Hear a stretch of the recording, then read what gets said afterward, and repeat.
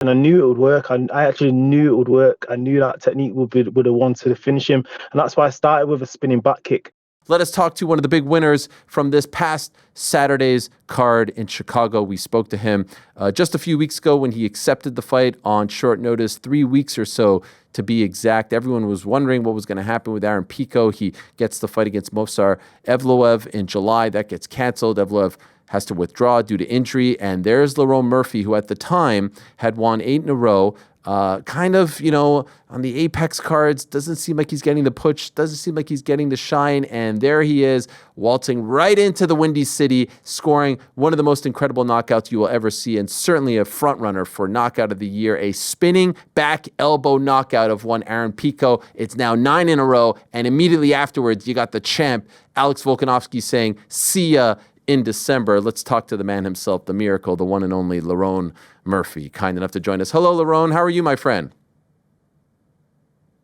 Can you hear me?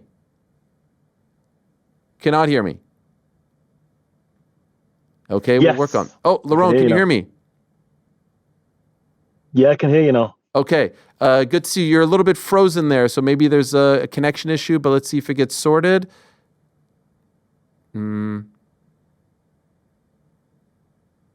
Yeah, you can hear me?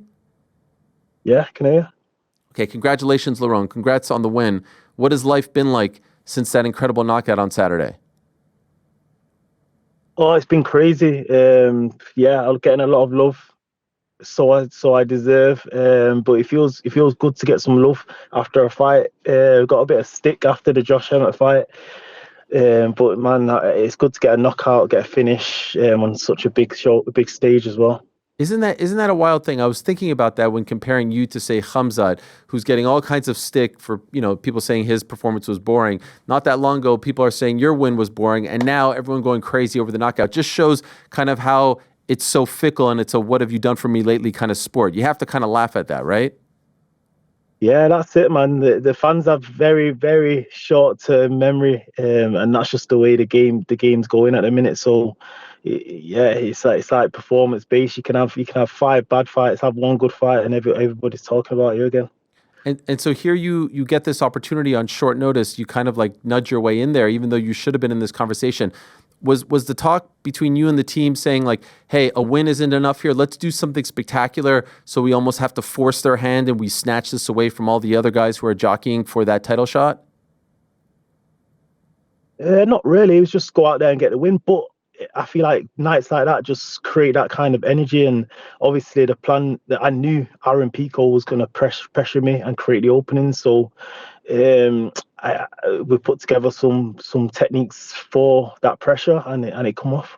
Did you feel a major difference as opposed to fighting at the Apex, like just being co-main event, pay-per-view, a super hot crowd? Is it possible that they helped get you to that moment, that their energy made you almost elevate your game? Yeah, 100%. And as high-level athletes, that's what we want to be doing. We want to be fighting in front of crowds.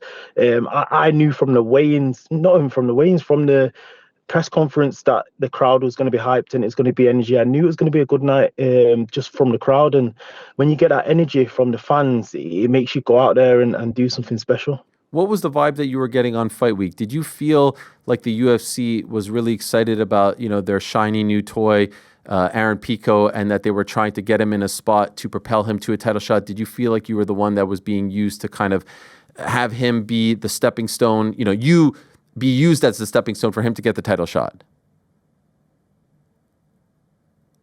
Possibly, but who knows? I know I'm not that guy. I'm no cannon fodder for any man on this planet. So for me, it's all about that's just perspective. A lot of people were saying that, but for me, that was my ticket to the title. That's it. Did you like Chicago? I love Chicago. I want to go back on a holiday because I didn't really get to experience it how I wanted to. But I love that city, crazy city. People said it's like a smaller, cleaner New York, but I've never been to New York. You got to come here. It's a fantastic place as well. Dare I say a little bit better than Chicago, but I am biased since we do live here. I saw a clip emerge online of you practicing that spinning back elbow in the locker room. One of your coaches and teammates Luke Barnott sent it to me. And so I love when this stuff emerges. What was it about his style and his striking attack that made you think that this would be available to you in the fight? Yeah, well, I was doing it a lot more than that, especially I was doing it a lot more than that. But I thought the where he shoots and puts his head, and he often leads with his head, like he jumps into range, and I knew it would work. I actually knew it would work. I knew that technique would have wanted to finish him, and that's why I started with a spinning back kick, because I knew he would have watched my previous fights and knew that that's what I like to throw. So I started with one of them, and then when he walks in, you can see as he braces, he thinks that a back kick's coming, and the elbow caught him. Incredible. What were you thinking about his aggressive style? It's funny because on the broadcast, like almost seconds before you land the finishing blow, they're complimenting his striking, his boxing, his aggression, and that leads to his demise. And so I'm just curious, there's a lot going on, but what are you thinking as he's coming forward that aggressively early on? You know what? He felt very, very, very good. I'm not gonna lie. He felt like the best I've felt in there, to be honest. He was sharp, he was fast, he was strong, he mixed it up well. But you see, as the fight gets past 1 minute, I start to get his timing, I come close with a knee. I think the knee skimmed his chin very close. And then I timed the elbow, and I was just timing these little things. And as I was hitting these things, I just knew my timing's coming, he's gonna walk on something. I did see your tweet towards DC asking him about the knockout, and I was wondering if there was any more to that. What were you trying to say here with this tweet? Hey DC, that was a sick KO in it. What was that? Nah, it's just a bit of banter. DC's cool. We had a little interview the day before, maybe, or the day before, 2 days before, and that was just a bit of banter because of the language. He was laughing that I say the word "in it" after sentence. Oh, okay. Just a Manchester slang. Okay, Yeah. the way my mind went, I thought it was because like Pico's kind of his boy, so I thought you were just sort of like, Nah. not your style, not your style. No. I respect DC, man. He's one of the OGs. Of course. So are we calling that the Spinaroonie? Is that official? The Spinaroonie, bro. The Beyblade Spinaroonie. That was sick. Yeah. Nah, do you know what? I think I've watched it 10,000 times. I can't Can't get imagine. bored. That has to be, I mean, like as far as like life's work, like to land something like that, what does it feel like in the moment when you connect with the elbow and you see him go down? Can you even describe what that feels like? I can't even imagine. It feels great. I just watched a man's soul leave his body. It just felt amazing, and then in front of a crowd as well. Like that in the Apex would have felt great, but not like that. The crowd erupted. Oh, it's just mental. Like I wish I could rewind it and just like slow it down because it all happened so quick. And I can imagine then running over to your team and celebrating with them. That has to feel tremendous too. Yeah, that's part of it. They suffered with me. They're traveling the world with me, and we're all sharing the success together. So it was just great, man. And that's why I ran over to them first, and then it was just like, oh, it was good, man. I loved it. By the way, speaking of suffering, you did tweet also about the weight cut and sort of forgetting how crappy it was. Was this a tough one because of how short notice this fight was for you? Funny enough, it wasn't. It was the best weight cut I've ever had because I'm working with a nutritionist with the UFC now, Glenn Castro, and he brought my weight down safely and easily. I didn't feel hungry at all. All it was when we first got there on the Tuesday, all my team's getting food, and I'm watching them eat food, and I'm starving, and I was just like, I forgot how bad this was, depressing. But other than that, it was a good cut. It was an easy cut. I felt great. By the way, shout out to you getting to throw out the ceremonial first pitch at the White Sox game. Not a big sport in the UK, baseball. Had you ever done something like this before? Did you get a chance to practice? Not a bad throw, I would say. We've seen worse, Lerone. Nah, do you know what? My warm-up throws were perfect, and then I thought, okay, I've got this. This is easy. And then I walked up on the I don't know if you call it a mound. Yeah. I walked up on the mound, and because it felt higher, it was weird. It's like I was throwing downwards, and then everything just went wrong. Okay, yeah, it's tough. A lot of people would go at the bottom of the mound so that it feels more level. I respect you for trying the mound because it's more of like a this motion, right? That's it. That's it. Yeah, Yeah, exactly. I can understand. By the way, I like you on social media because sometimes you have to sort of like decipher what you're saying. The picture of the old man who's 83 and saying like you don't want to have any regrets. Was that you basically this one right here? Was that you basically saying like we got to go for it? This is what life's all about. Short notice. Let's go shock the world. That's it. Exactly that. And I like to speak in code like that because you know what the internet's like. Yes. Like figure it out for yourself. But yeah, that's what I mean. Like, just go for it, and yeah, if it comes off, it comes off. And this was a big ask. Fighting Pico on 3 weeks' notice was a big ask. And to be honest, even the 3 weeks that I trained, or the 2 weeks that I trained, wasn't how I wanted it to be. So I did have my little doubts going into the fight. I'm not even gonna lie. The training wasn't what I needed at the time, but luckily it all come off anyway. But yeah. What do you mean by that? Like, were you banged up or you just didn't feel right? What does that mean? Uh, uh, yeah, yeah, just now I'm not banged up. I felt great. It's just that I just didn't have the right things in place, I don't think. But um, all that doesn't really mean nothing because I went out there and knocked him out in the first round. But I think preparation gives you confidence as a fighter, and when you're fully prepared, you have no doubts in it, and you go in there fully confident. And I felt this time with only having a few weeks to prepare, and then the actual training that I was doing at the time wasn't what would make me feel good. I did go in there with a bit of doubt, but maybe that brought the best out of me. I don't know. Yeah, maybe there's a lesson there. Maybe when you're too prepared, you're a little bit too comfortable, and maybe when you're doubting yourself a little bit, you elevate your game. Look what happens. Yeah, but I did get smashed for the first minute. Yeah, fair, fair. I was just Did trying to get put a smashed for the positive first spin on minute. it. Did he I seriously hear hurt you. you? No, it didn't hurt me. It didn't hurt me at all. It didn't hurt me at all. But he felt very sharp, like fast, and strong. This is the I third think he's time. gonna. I think he's gonna do well. I think he's gonna do well in the UFC. I think he's gonna learn from this. He obviously went against the best featherweight in the world, so it's like it's no bad thing on him. But I think he's gonna learn from that. You can't just pressure like that. And I think I think it's gonna cause people problems, major problems. I like that. Best featherweight in the world. I caught that. That's the third time he's been badly knocked out. And, that could affect the fighter, right? And this talk of fighters Yeah. coming over from Bellator and whatnot. Despite all of that, you think the ceiling is high for Aaron Pico? Yeah, for sure, man, for sure. He's very good, man. He's very good, and I think his aggression he's just too stubborn coming forward. Like he's like, I'm not taking a step back, and you can tell in his mind he was thinking, I'm not giving this guy no space. But I'm a sniper. You can't give me so many opportunities like that, especially when I nearly landed the knee. You should have understood then that I'm getting close. Do you get me? Yeah. The current featherweight champion, Alex Volkanovski, is a little different than most champions in that he doesn't seem to mind calling people out. Other champions will be like, come to me. He did it with Movsar, it didn't work out. He did it with you almost within seconds. Were you surprised when you heard about the tweet and saw the tweet that he specifically said, congrats, I'll see you in December?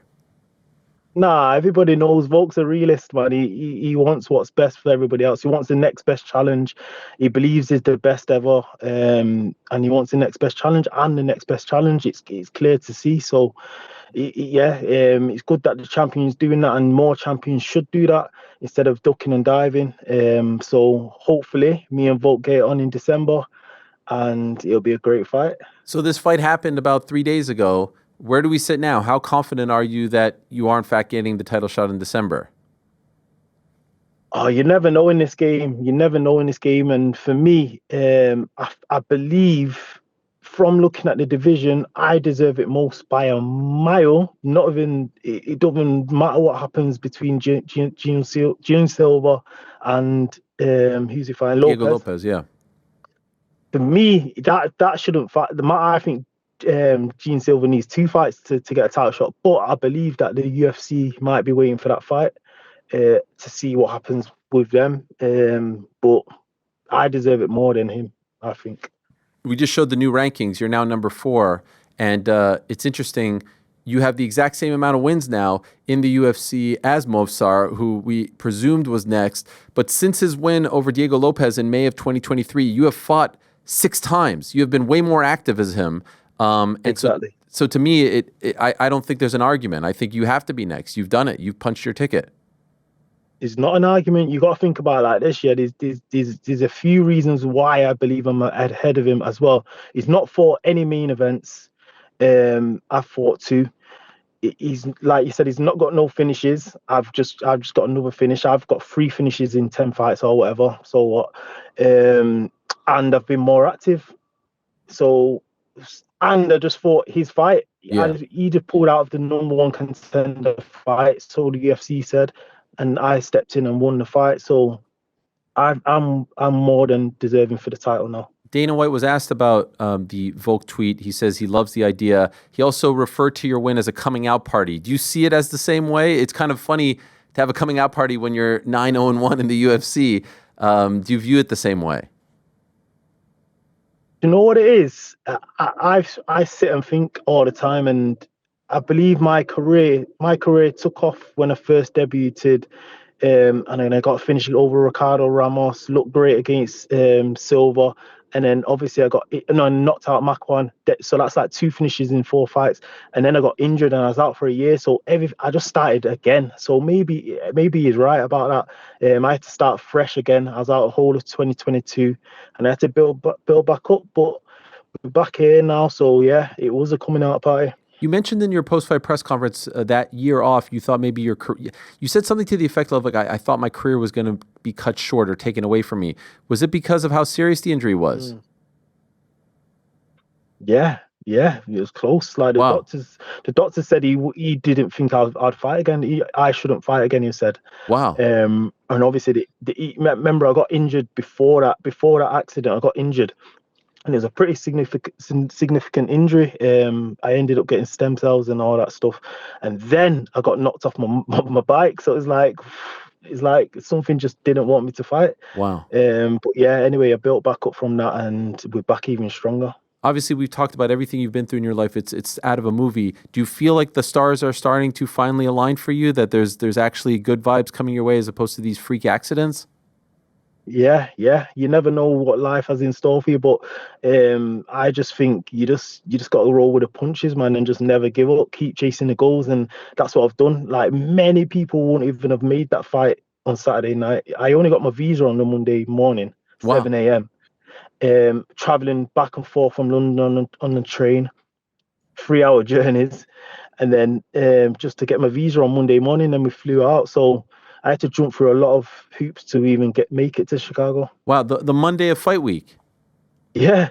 Were you nervous about that? Yeah. Of course, I did.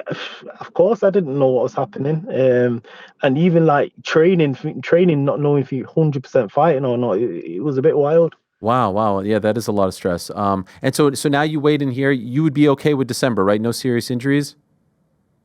I'm ready to go now. I'd fight Volkanovski this month or October, whenever. I don't care. But December for me is perfect timing because I believe I've got a lot to work on. I've got a lot to sharpen, and I believe by December, wow, he's not even going to be able to get near me. Could I ask, how do you think that plays out? Like, what do you envision when you think of fighting against Alex Volkanovski? Volkanovski is one of the best to ever do it, but I think I'm going to get the finish. I think that's just sparked something in me where I just feel like I want to kill. I want to kill again. Wow, you feel a finish over Volkanovski. Very rare. Only Ilia Topuria and Islam have done that to him. I'm cut from that cloth. I love it. And by the way, you know what I love the most? As I believe Joe Rogan mentioned, in that moment, you shout out your teammate, Jordan Barton. Tell us about this young man and why he should be in the UFC. Of course, and do you know what? I just think this game is all about opportunity, and there's plenty of guys out there, especially him, that have worked so hard and are good. He's as good as me, and that is no joke. He's as good as me. He's just not got his opportunity. He's the FNC champion, which is a European promotion. He knocks people out. He's exciting.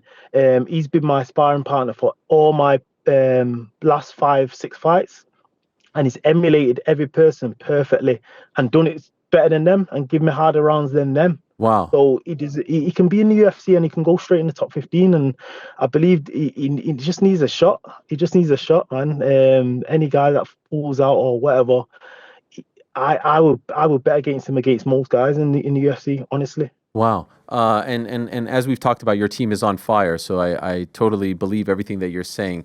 Shout out to everyone at Manchester Top Team, Carl Prince, your coach. We spoke about Atiba doing great things. And a lot of times guys have fights and then we see them back at the gym on Monday, back to work. For you, it's back to paddle.